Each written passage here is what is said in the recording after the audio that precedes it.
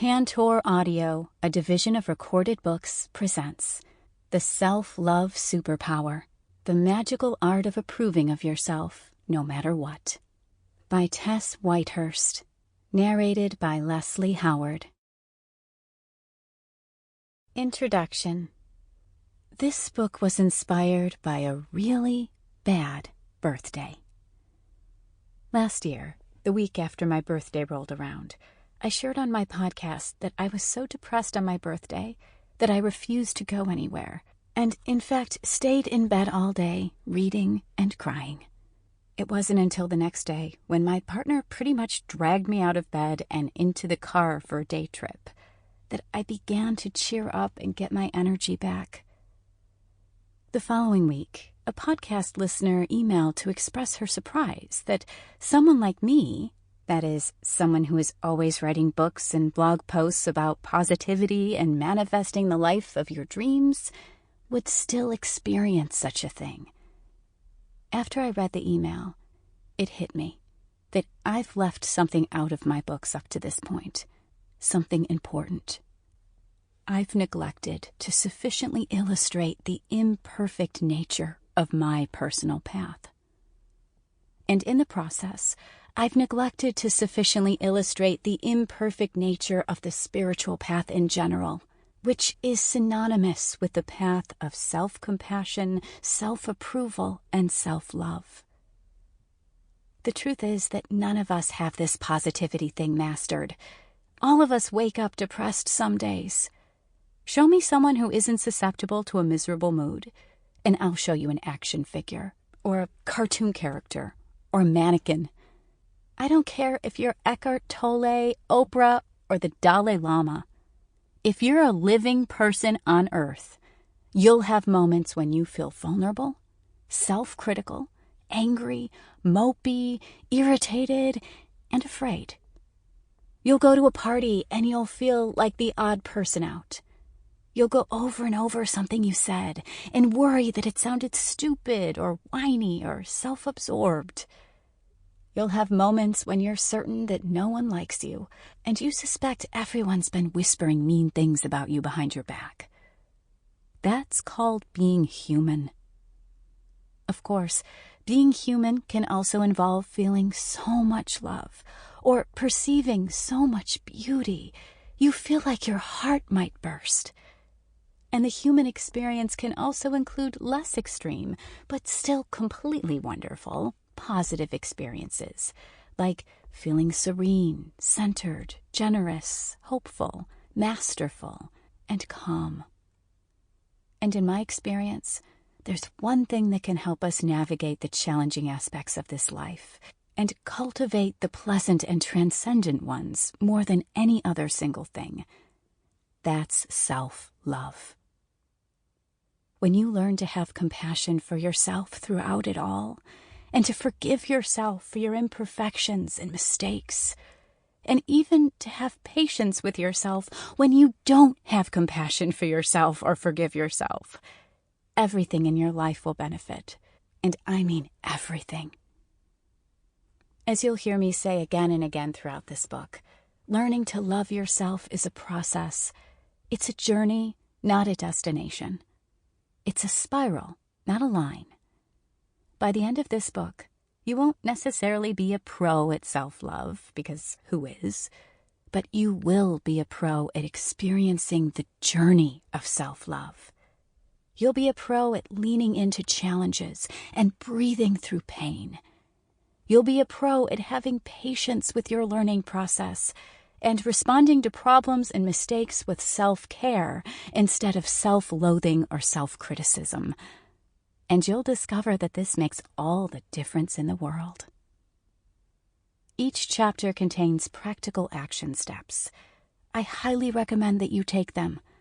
It might be tempting to skip over some of them and just listen to the book straight through, marathon style. But if you do that, you'll be missing out. You'll be dipping your toe in the water, but never diving in. I've designed the exercises and rituals to help you integrate the information in an experiential way. So there will be moments as you're listening to this book that you'll want to put the book down for a bit so you can complete the action steps.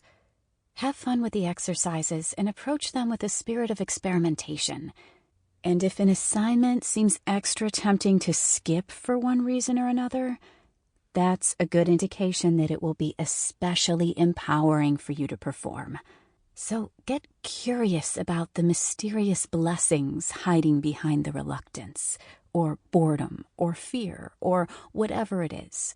And let that curiosity be an incentive to be proactive and power through. You'll be glad you did. Thank you for taking this journey of self-love with me. I am honored to be your imperfect guide. Love always, Tess. 1. Self-love. What is it? Every day, we get so many messages, and that's a massive understatement. Online and in every other form of media, we receive message after message, not just about how we should feel about ourselves, but also about how we should file our nails, pluck our eyebrows, select produce, do a HIIT workout, find a yoga instructor, maintain a marriage, grow an indoor herb garden, ask for a raise, set a table, eat vegan, eat paleo, eat keto, grow our social media following, and the list goes on. When the message is not explicit, it is often implicit. Commercials imply that we should look a certain way or live up to a certain ideal. Articles imply that one way of living or thinking or eating is normal and correct, while all alternate ones are fatally flawed. Instagram influencers imply that our house, or pores, or linen shirts, or abdominal muscles, or fruit salad should look as effortlessly perfect as theirs. And even when we know all of these implications are born of illusion, or spin, or propaganda, we can still end up feeling hopelessly inferior. All of this is simply a monetized, digitized version of what we humans have naturally done to each other for millennia. We are a hierarchical species that sets up and seeks to adhere to power structures or cliques for the purpose of feeling safe, and like we are part of a powerful group, and like we belong. It's often said that such human behavior begins and becomes the most quintessential and obvious when we are in middle school or junior high. I don't know about you, but I remember it starting for me as early as preschool. I have a clear memory of being on the playground and looking at 3 girls who were probably 4 to my 3, because in my memory they towered above me. The ringleader, wearing a cute outfit and gleaming with charisma and confidence, said, "Hey, Tess, let's play a game. We'll be all the winners, and you'll be all the losers." Then, at least according to this memory, the girls on either side of her looked down at me and laughed, and I felt ashamed. I didn't know what I could change about myself in order to fit in, but if I had known, I would have changed it. But even when no one is purposely trying to feel superior or to make us feel inferior, we can actually do a pretty good job of tearing ourselves down with no help from anyone else. For example, have you ever gone to a party where you know very few people? You probably got the strong feeling that everyone else knew each other and that they were laughing at inside jokes you didn't know, and that they were all somehow more comfortable in their skin than you could ever be. When in fact, all along, everyone else was likely thinking the same exact thing, that they were the odd man out, and that you were one of the comfortable ones, and probably a beloved member of a posh inner circle that they didn't know about. This is a natural tendency of humans. By default, we often assume we are the weird one, the unloved or unlovable one, and the one whom no one really likes. Of course, narcissism is also a thing, so is self-absorption.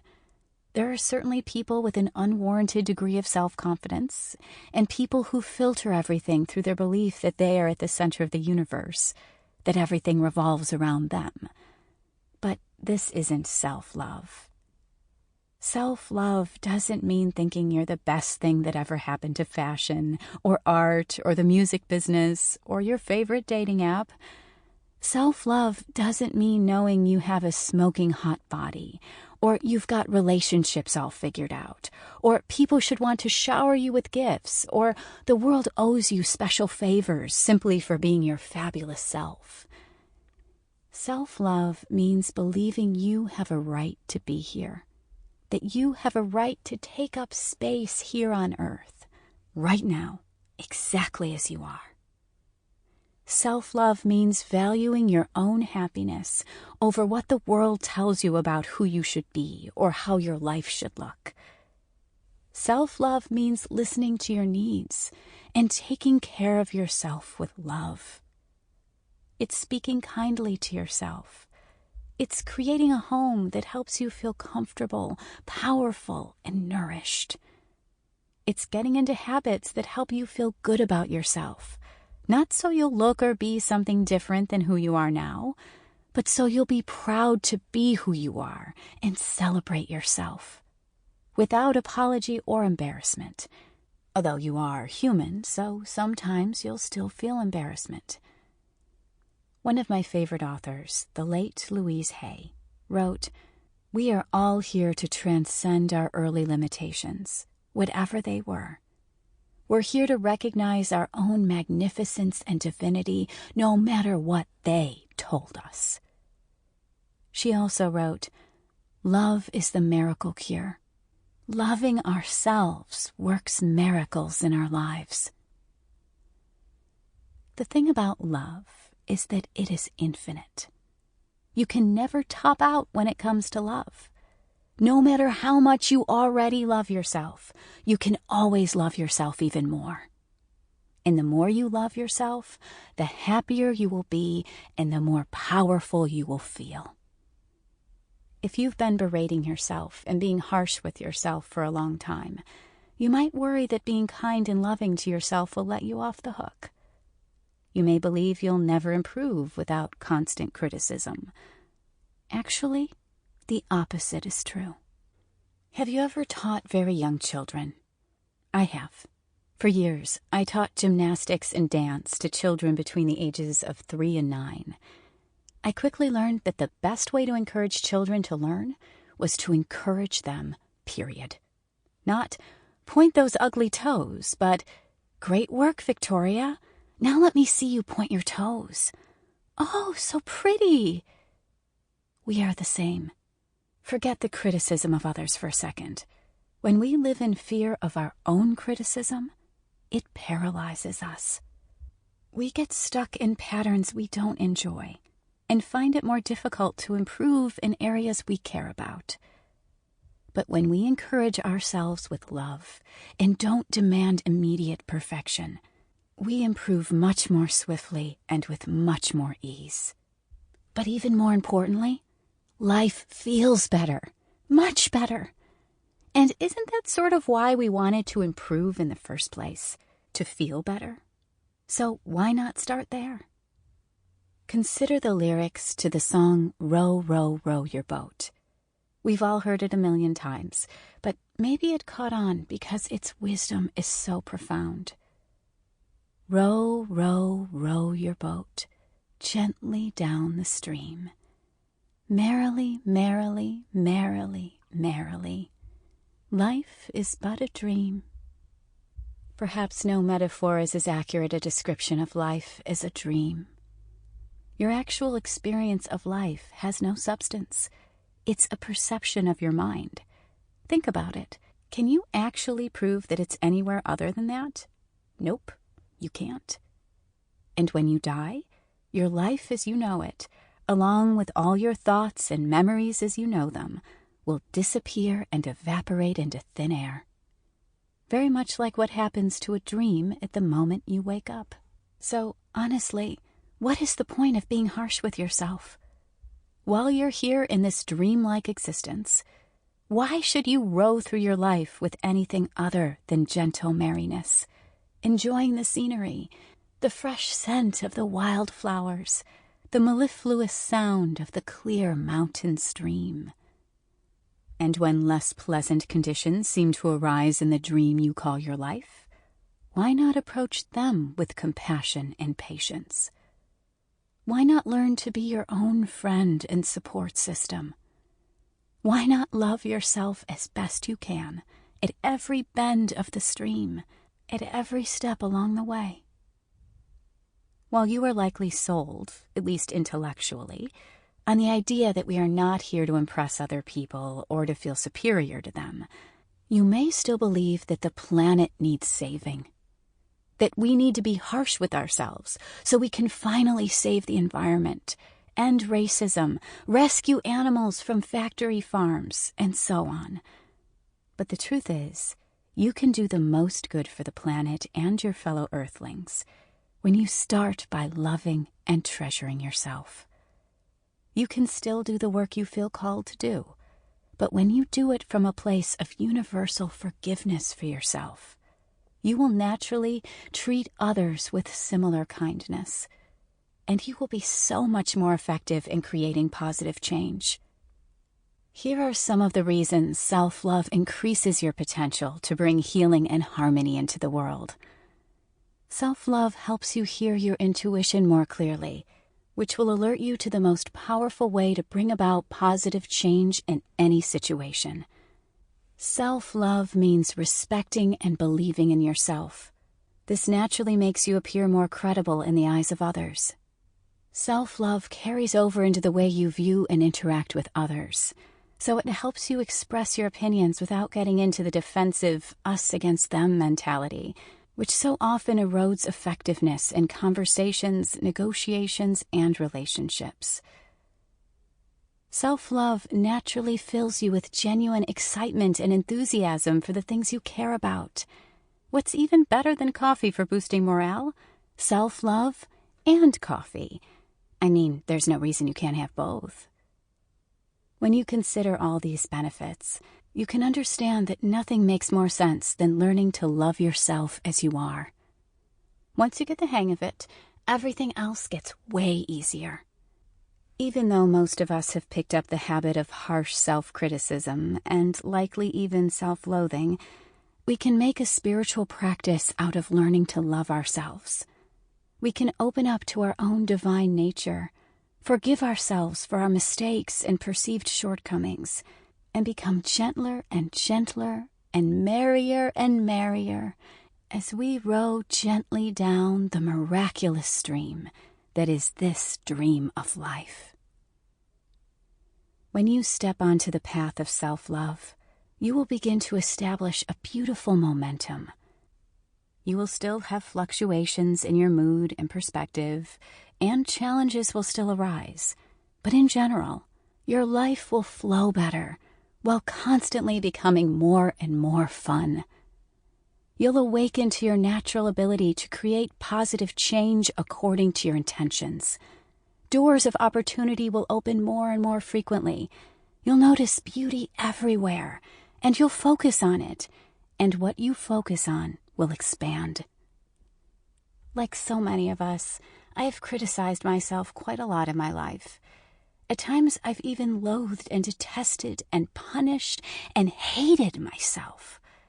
And these feelings may still come up for me on occasion, which is why I've made a lifelong project out of shifting into self-love again and again and again. I'm sorry to break it to you, but learning to love yourself isn't like learning to ride a bike. It's like learning something that you just keep learning and learning unendingly, like coding or child rearing or quantum physics. But the endless nature of learning to love yourself is not actually a bad thing. It just means that as long as you're alive, you'll be presented with opportunities to learn to love yourself even more. So, by definition, it's not about perfection. It's just about showing up and doing your best. And that's what you're already doing right now by listening to this book. So take a moment now to appreciate yourself for starting this journey with the following action step. Please don't skip it. Actually, as I mentioned in the introduction, please don't skip any of the action steps in this book. each one will create a positive shift and help you internalize the wisdom in a deeper way. Action step: invoke and intend. Place one hand on your heart and one hand on your belly. Take full breaths, as deeply and as slowly as you comfortably can. Then just begin to notice your breath. Notice as you breathe in. Notice as you breathe out. Notice how, when you simply place your awareness on your breath, your breathing naturally begins to deepen and your body naturally begins to relax. Now say to yourself, "Thank you. I appreciate you for starting this journey. I love you." And if it doesn't feel authentic yet to say "I love you," say instead, "I am willing to love you. I know in my heart of hearts that you are lovable, and I am willing to open up to seeing you with eyes of love." Now call on the divine in a way that feels powerful for you. Perhaps you feel comfortable with calling it God, Goddess, infinite intelligence, or the universe. If you're an atheist, you can imagine the divine as the unified field, the choreography of oneness that weaves it all together into one mesmerizing cosmic dance. No matter what you like to call the divine, remember that you are one with it. Just as a single wave is part of the ocean, or a single spark is part of a fire, you are one with all that is. Theoretical physicists talk about the universe as a holograph. Something that makes a holograph is the fact that every individual piece of it contains the entirety. Sort of like the way a single strand of your DNA contains the coding for the entirety of you. So you, by virtue of being in the universe, actually contain the universe within your every atom and every cell. You don't have to understand this idea logically. I certainly don't. But take a moment to let it percolate. Breathe it in. Marinate in the poetry of it. Let it permeate your consciousness by osmosis. Once you call on the divine, ask for help with loving yourself.